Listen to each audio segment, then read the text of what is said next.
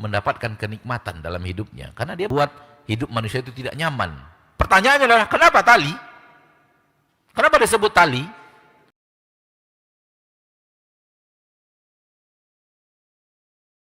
Maka jalur manusia itu jalur penghambaan diri. Jalur apa? Penghambaan diri. Sesuatu yang berjalan di jalurnya, maka perjalanannya mulus. Yang berjalan di luar jalur tak mulus. Penuh hambatan. Dan boleh jadi celaka dan binasa. Jalurnya kereta api, rel. Jalurnya mobil, jalan aspal. Coba keluar dari jalur. Kereta api suruh jalan di aspal. Mobil suruh jalan di rel.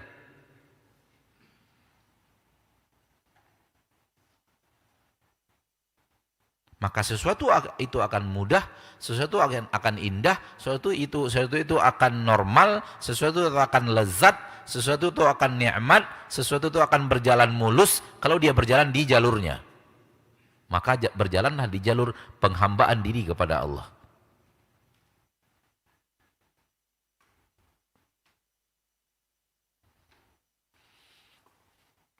Oleh karena itu, kenapa orang yang menghambakan dirinya kepada Allah mendapatkan kenikmatan dalam hidupnya? Karena dia berjalan di jalurnya.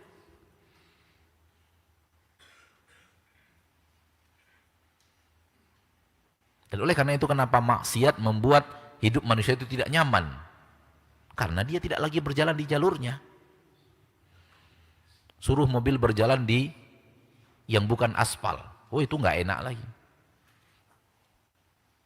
Kayu, batu, apa.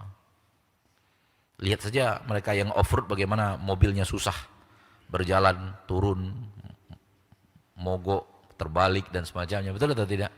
Susah sebenarnya kan? Susah, karena bukan di aspal, bukan jalurnya dia.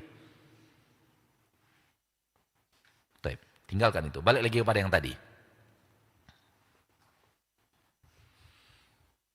Jadi di dalam diri manusia terhadap fitrah penghambaan diri.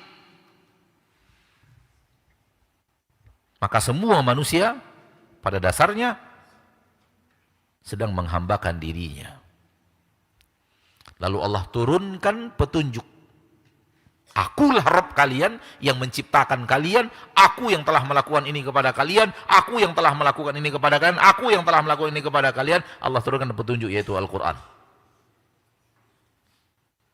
Yang dengannya manusia tahu siapa sebenarnya pencipta dia.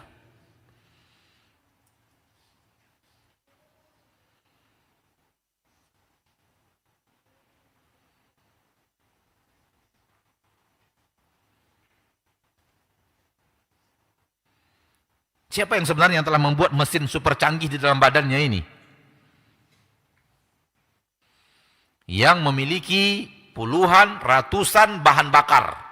Dan mampu mesin itu untuk mengambil hal yang bermanfaat dari bahan bakar yang dimasukkan yang jumlahnya ratusan, lalu kemudian sisa produksinya dibuang. Yang tidak bermanfaat menjadi sampah, dibuang. Wa subhanallah, begitu dibuang, dimakan ikan, ikan menjadi bahan bakar lain. Cukup satu kali olah, pengolahannya sempurna. Itu nggak ada itu di negeri kita. Dalam ciptaan manusia sekali olah menjadi pengolahan yang sempurna, bisa jadi makanan lagi, itu nggak ada.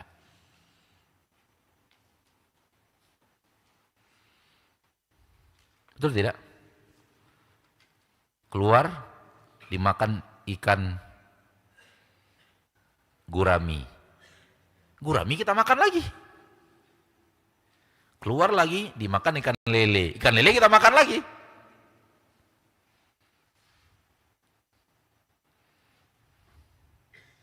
Itulah makanan ikan. Satu kali pengolahan yang sempurna bisa menjadi bahan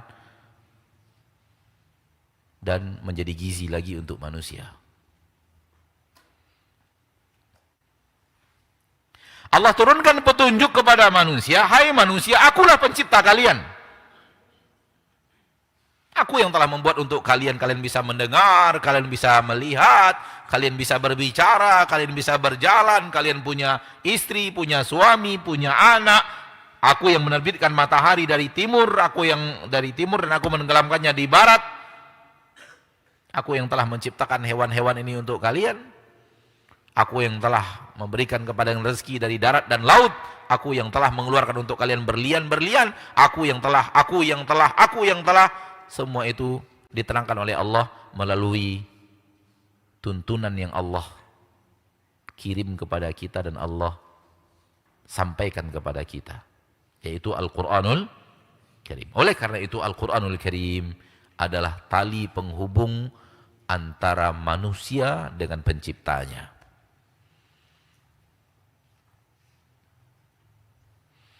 Oleh karena itu Al-Quran adalah tali penghubung antara kita hamba yang diciptakan dengan Allah yang menciptakan.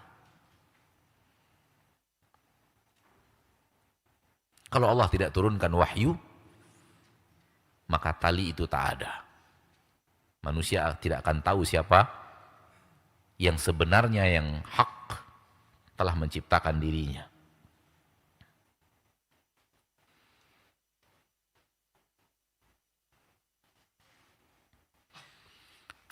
Oleh karena itu Allah menyebut Al-Quran yang Allah turunkan itu adalah tali. Allah berfirman di dalam Al-Quran, wa'tasimu bihablillah. Berpegang teguhlah kalian dengan apa? Dengan tali Allah. Tali Allah adalah Al-Quran.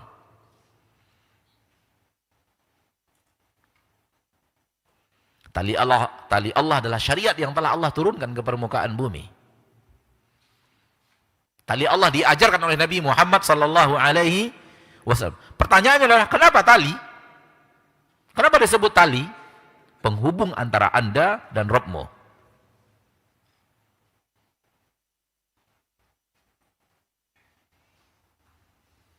Oleh karena itu orang yang beramal muslim, kita masuk ke dalam dunia muslim, beramal salah dari bimbingan Al-Quran, talinya terputus.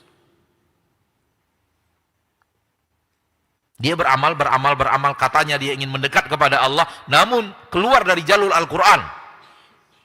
Sesuatu yang tidak sama lagi dengan apa yang diperintahkan Allah dalam Al-Quran. Tidak sesuai dengan tali yang telah Allah turunkan, maka talinya tali yang terputus. Oleh karena itu tidak diterima. Tidak diterima. Allah hanya menerima tali penghubung antara dia dan hambanya yang ia ajarkan kepada manusia.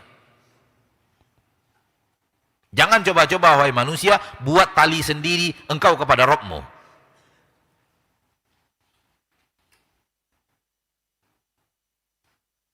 Tali Allah itu hanya satu.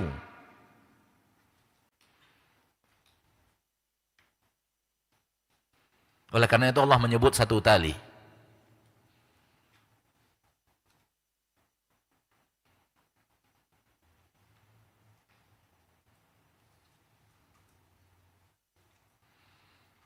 Maka Al-Quran yang Allah turunkan adalah tali penghubung antara kita dan Rabb kita.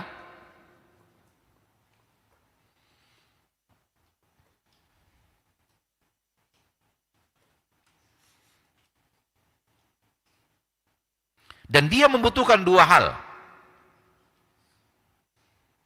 Satu, dipelajari.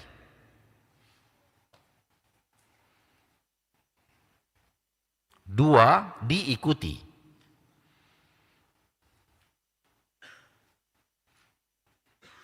Tali yang telah Allah turunkan ke permukaan bumi, Al-Quran, syariat, apa yang diajarkan Nabi Muhammad SAW itu adalah tali.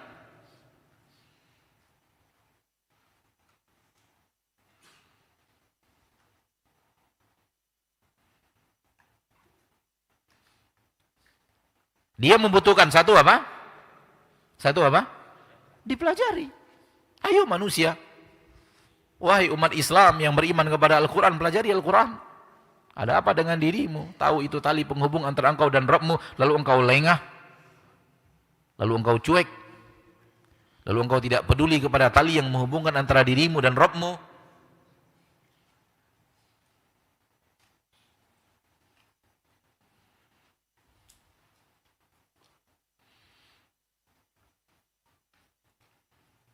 Oleh karena itu manusia yang hidup di permukaan bumi tak mau diatur oleh Allah melalui syariat, itu mirip layang-layang putus talinya.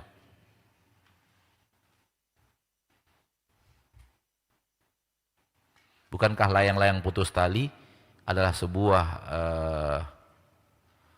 apa ya? Sebuah hal yang masyhur dalam lisan kita orang Indonesia. Bagai layang-layang putus talinya nggak jelas. Dibawa angin kemana angin mau pergi, dibawa kemana angin berhembus kencang ke situlah dia pergi. Tak tahu harus mendarat di mana, terbalik-balik, kadang jungkir, kadang naik ke atas. Betul atau tidak? Itulah gambaran manusia putus tali. Putus talinya dengan Allah. Tak punya prinsip, tak punya arah yang jelas. Ikut arah angin. Angin kencang kemana, dia akan di situ. Adapun layang-layang yang talinya tetap terhubung, layang-layang itu bertahan walau sekeras apapun angin yang akan menerpanya, dia bertahan di tempatnya.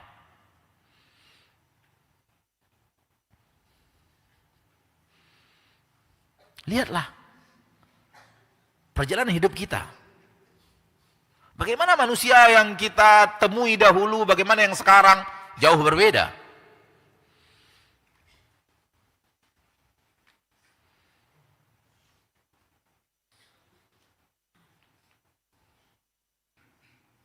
Jauh berbeda.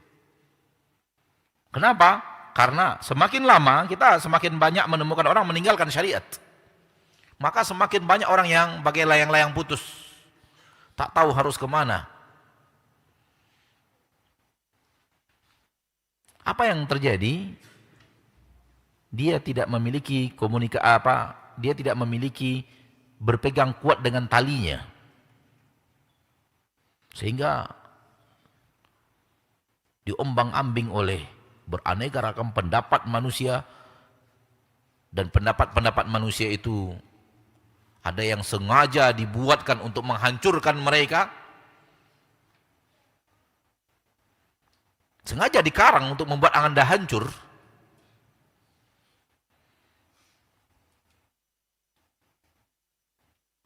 Di antaranya adalah film. Film itu sengaja dikarang untuk menghancurkan dirimu, agar engkau sibuk dengan film. Sehingga jadilah manusia film, tapi cuma tukang tonton.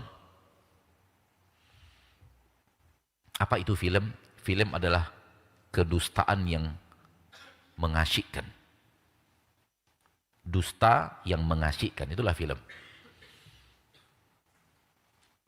Dia adalah dusta, bohong. Dan kita tahu kita didustai, kita tahu kita dibohongi, tapi kita penuh asyik dalam apa? Dalam hal yang kita tahu kita dibohongi orang. Saya ingin bertanya sedikit, adakah yang lebih pandir dari ini? Anda tahu Anda didustai. Itu hanya trik kamera, itu hanya trik studio, itu hanya enggak tahu saya apa namanya. Pokoknya itu deh. Anda tahu Anda didustai. Enggak ada, yang terbang itu enggak ada. Yang tertawa itu sebentar lagi dia nangis. Nangis itu sebentar lagi dia tertawa. Itu hanya nangisnya dibuat-buat, tertawanya dibuat-buat, gerakannya dibuat-buat, melayang-layangnya dibuat-buat, dan dibuatlah pokoknya. Anda tahu nggak Anda dibohongi? Hah? Tapi kok nonton terus?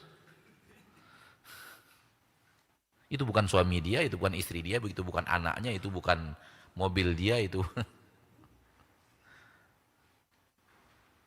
Tapi suka gitu. Artinya gini loh, saya itu suka kalau saya dibohongi gitu loh. Itulah film. Itulah film.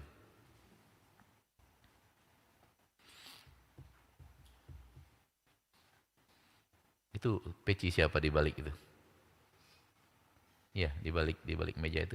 Oh, Pak dosen, maaf. Kirain santri tadi.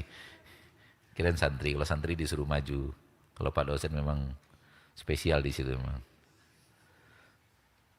Masya Allah.